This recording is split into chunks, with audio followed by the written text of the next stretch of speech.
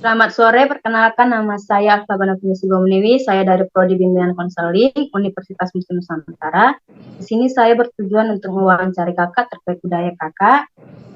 Di sini saya juga ingin bertujuan juga memenuhi tugas kuliah saya, yang dimana mata kuliah Lintas Budaya Bimbingan dan Konseling atau disingkat BK Lintas Budaya. Oke, bolehkah diperkenalkan Kak dari nama dan asalnya dari mana? Oke, perkenalkan nama saya Derliani Eta, biasa dipanggil Derlin. Saya berasal dari Maluku, Halmahera Utara. Maluku Utara, Halmahera Utara. Ya. Oke. Malukunya itu terdapat berapa suku, Kak? Maluku Di itu Maluku saya kan Maluku Utara ya. Jadi Maluku Utara itu ada beberapa macam suku sih sebenarnya.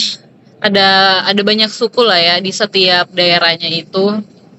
Ya misalnya ada suku Kao, suku Tobelo, suku Galela, dan Loloda. Ya, saya berasal dari suku Galela sih saya. Gitu. dari suku Galela. Iya. Di Galela ya tadi ya? Suku Iya, Galela. Galela. Ya? Suku Galela itu identik bahasanya itu bahasa apa? Iya, kalau suku Galela itu dia memiliki bahasa sendiri ya. Ada bahasa daerahnya sendiri, tapi biasanya ada juga logatnya. Jadi kayak di kita itu ada beberapa logat di masing-masing daerah ya, ada beberapa logat, dan logat kita pun sendiri. Jadi logat Galela pun sendiri, logat Tobelo dan Kao dan Loloda gitu. Jadi kalau misalnya daerah aku dia bahasanya itu gimana ya? Mau bilang kita ngana kalau bahasa hari-hari. Jadi kayak aku kamu kita ngana gitu misalnya ya. Dan kalau bahasa daerahnya sendiri kayak ngohi ngona gitu-gitu. Itu namanya kita ngana sih sebenarnya. Gitu. Oh, berarti dari bahasa suku kakak sama daerah yang lainnya juga itu beda? Iya, berbeda. Beda bahasanya. Masing-masing ya. Oke, tadi kalau kakak bilang kan dari bahasa beda di antara beda dengan daerah lainnya Ya. di Maluku sana gitu kan. Apa perbedaannya gitu Kak? Apakah dari intonasinya atau dari logatnya atau dari penggunaan bahasanya? Oh, dari perbedaannya itu sebenarnya perbedaan letak itu. Oh iya, perbedaan kata sih ya. Kalau setiap kata pasti berbeda sih, tapi mungkin ada yang sama, tapi emang pada dasarnya berbeda, dan setiap logat pun kita berbeda di sana. Jadi setiap daerah pun memiliki logatnya masing-masing gitu. Jadi nggak ada yang sama gitu. Intonasi? Iya, intonasinya pun berbeda. Ada yang lambat, ada yang cepat gitu. Semacam itu sih. Kalau dari suku Galela sendiri logatnya ini maksudnya intonasinya ini ke arah mana Kak? Kayak misalnya kan Batak kan intonasinya lebih keras, lebih kuat gitu. Kalau Galela ini?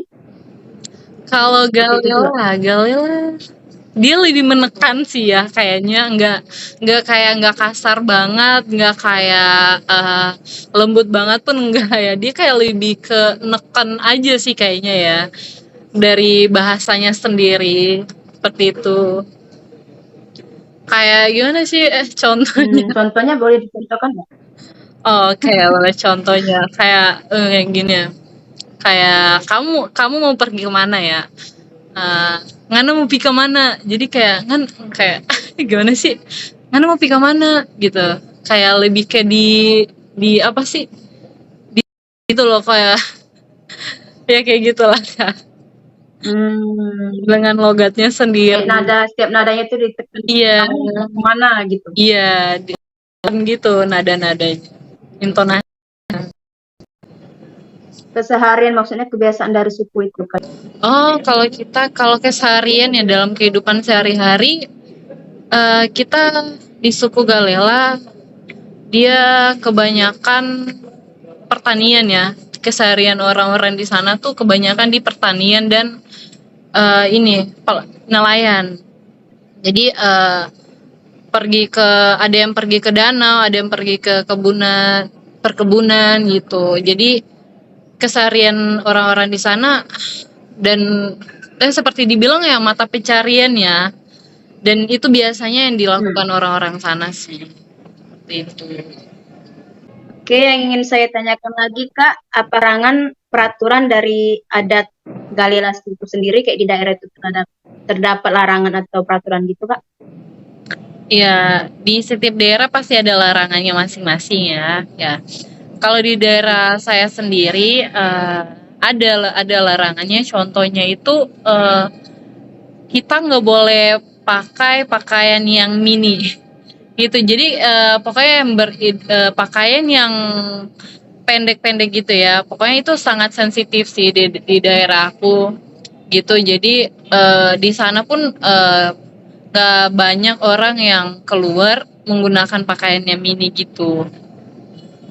Sebenarnya itu sih, karena dianggap tidak sopan ya oleh orang-orang tua kita. Soalnya di sana pun adatnya pun masih apa ya? Dibilang masih kental gitu lah adatnya.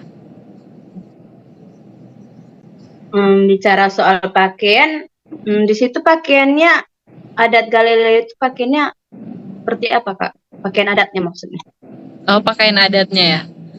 Kita ada pakaian adatnya. Dia namanya itu kebaya. Kebaya. Biasanya kita bilangnya kebaya sih. Kebaya adat gitu. Kebaya kayak pada umumnya itu ya, Kak? Atau ada ciri khas dari kebayanya sendiri? Ada sih, ada ciri khasnya sendiri sih. Ada biasanya kalau ada kegiatan yang nggak terlalu formal, kita biasanya pakai yang warna putih kebayanya. Kebaya warna putih dan kainnya biasanya kainnya itu yang biasa aja kayak gini dan dia warna putih. Tetapi kalau acara yang formal kita biasanya itu pakai ada satu bahan itu dia bahannya sedikit berat ya dan warnanya itu kuning biasanya yang kita pakai. Seperti itu sih. Untuk corak pakaiannya ada ciri khasnya nggak Kak? Kenapa? Untuk corak pakaiannya. Corak pakaiannya. Oh, untuk corak pakaian dia yang biasanya yang kita pakai itu ada yang apa? Kotak-kotak. Kalau bukan yang kotak-kotak ada beberapa macam sih sebenarnya ya. Kalau yang bukan kotak-kotak itu dia biasa yang batiknya doang sih, batik biasa gitu. Kayak gitu.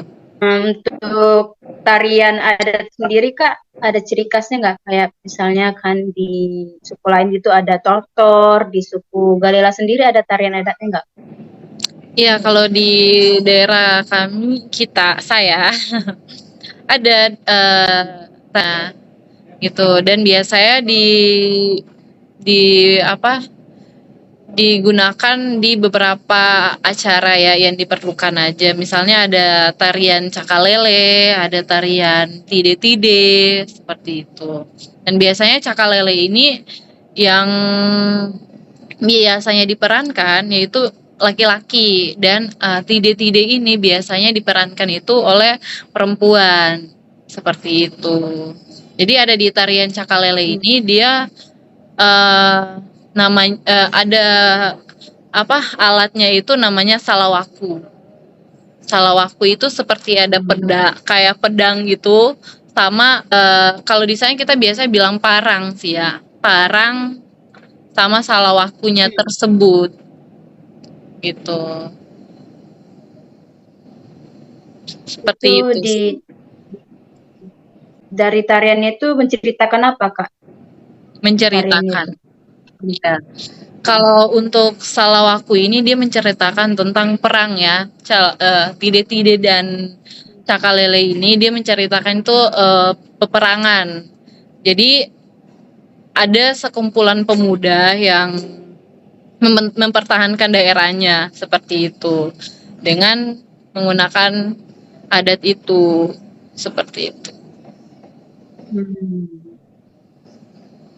Oke, menarik sekali ya. Iya. Kemudian untuk makanan dari Galela sendiri, Kak, ciri khas makanan dari Galela suku Maluku itu. Iya, makanan ya. Ciri khas makanan Galela itu dia lebih ke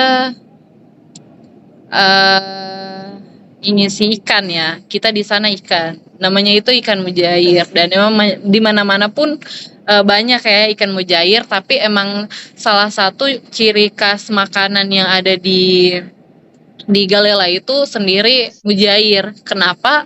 Karena daerah kami ini dikelilingi oleh satu danau dan danau itu cukup besar ya. Gitu. Jadi kebanyakan mata pencarian pun ke situ, untuk memenuhi makanan sehari-hari pun pada ke danau tersebut sebagai nelayan gitu. Dan ada juga beberapa makanan pendukung sih tapi itu biasanya keseharian ya. Tapi kalau yang untuk adatnya sendiri itu dia masih berbeda-beda sih. Ada yang namanya waji, ada namanya halua. Untuk pengolahannya itu banyak dan salah satunya mungkin dibakar dan kita sana salah satunya itu dia menggunakan dia dibakar kemudian dicampurkan dengan sambal mentah. Kalau kita di sana bilangnya dabu-dabu mentah, dabu-dabu mantah gitu. Jadi dari dabu-dabunya pun dari dari tomat yang mentah lah ya, nggak dimasak gitu, tomat, cabe, bawang merah gitu-gitu. Terus dicampurkan aja. Itu salah satu ciri khas makanan dari Galela sih. Pertanyaan terakhir saya, Kak, itu dari suku Galela itu dominan agama apa, Kak? Oh, dominan agamanya di suku Galela. Oke, untuk suku Galela ini dia dominannya itu untuk dia beberapa sebenarnya berbeda-beda ya setiap kampung ya, setiap suku dia berbeda-beda itu di setiap kampung. Ada yang satu kampungnya itu Muslim dan ada juga yang satu kampungnya itu Kristen dan ada juga yang campur yang satu kampungnya. Tapi untuk dominan di sana dia yang Kristen dominannya di suku Galela tersebut. Lebih dominan Kristen. Iya.